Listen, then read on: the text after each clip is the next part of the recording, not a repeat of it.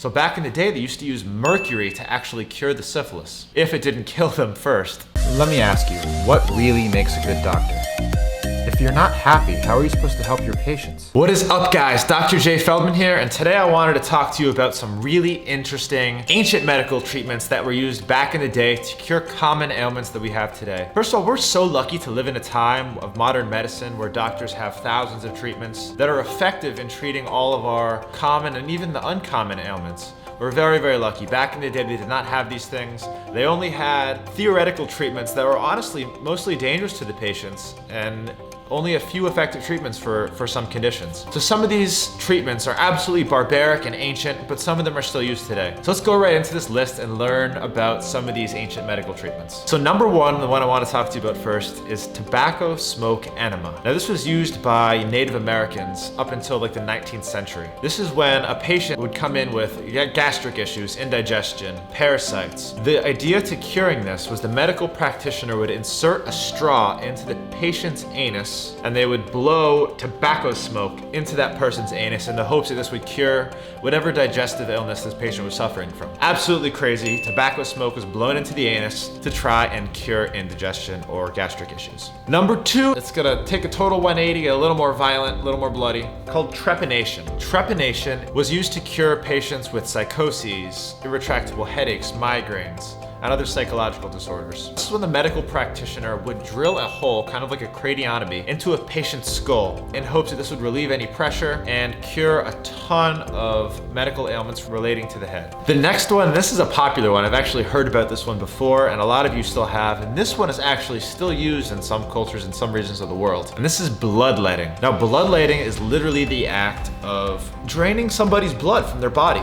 This actually, it's a funny story. Barbershops, you know how they have the red spiral outside? This was a treatment that used to be offered by barbers. Since they were good with a blade, they could also offer this service. So they would cut the patient open and let them drain their blood. And the idea was whatever medical illness that they had, and this was used to treat tons of medical conditions and ailments, was related to the blood. And by draining the blood out of the body, this would theoretically cure the illness. So the next one is mercury. And we know this now to be a very deadly poison. So we don't give this, we actually worry about ingesting it. But back in the day, it was all that they had before antibiotics to cure a lot of these common infections. And then the main one being syphilis. Back before modern medicine, syphilis used to kill people all the time.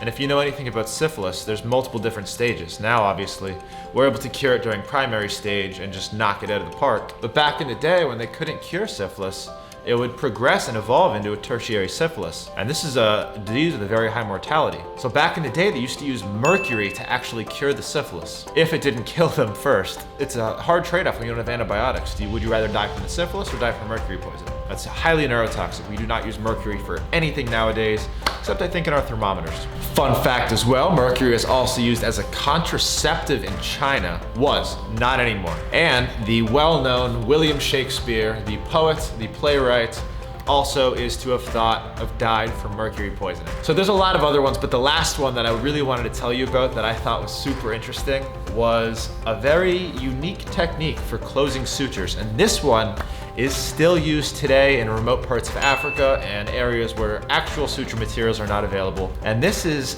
using army ants to close sutures. They take the ant, still alive, put it onto an open wound, and you would get the ant to bite onto the wound, and with its head, it would have little pincers. So on either side of the wound to close that wound. And then once the ant was latched on with its pincers, you'd break the body off, just leaving the head and the pincers. And you'd use a few ants, and each ant is a stitch. It actually looks beautiful, some of these wounds that are closed with ant heads. I thought it was mind-blowing, super interesting, not dangerous, still used. Just wanted to throw it in here because it was super interesting. So that is my 5 ancient medical treatments, some of which are still being used today, and some of which are just so interesting. So you really just take a second and appreciate the time that we live in with modern medicine. Now, if you get sick or you have any of these diseases, we actually know effective and efficacious treatments that we can use to treat you with them. Back in the day, they did not have this. Doctors then really didn't have to learn nearly as much as we do now. Because we have so many treatments and there are so many more identified diseases, this is not only the luckiest time to be a patient, the hardest time to be a doctor, but also the most amazing because we're actually able to help you with whatever you have going on. Thank you for joining me for this segment. If you liked it, please subscribe, please like this video. And if you have any other really fascinating ancient medical treatments that you want to talk about, please leave it as a comment. I would love to learn about it. Maybe even do a follow-up segment. Again, thank you so much for joining. This is Dr. Jay Feldman. Have an awesome day.